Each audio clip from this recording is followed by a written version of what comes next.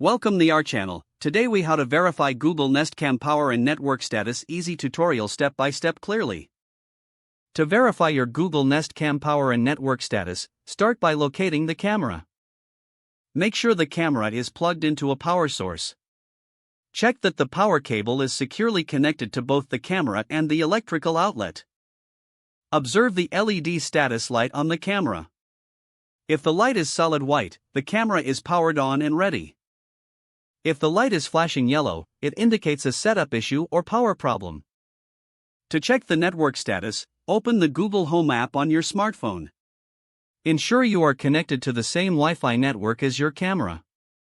Locate your Nest Cam in the app's device list. Tap on the camera's icon to access its settings.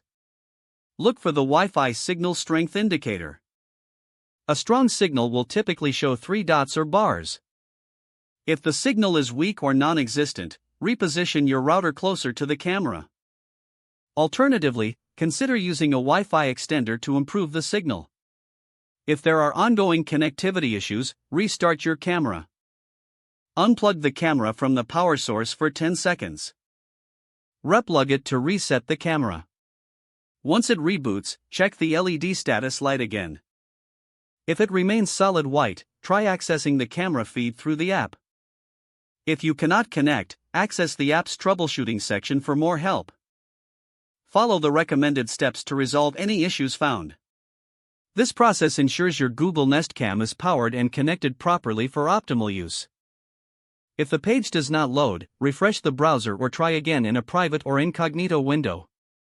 Make sure you are using the correct email address, then retype it carefully to avoid small typos.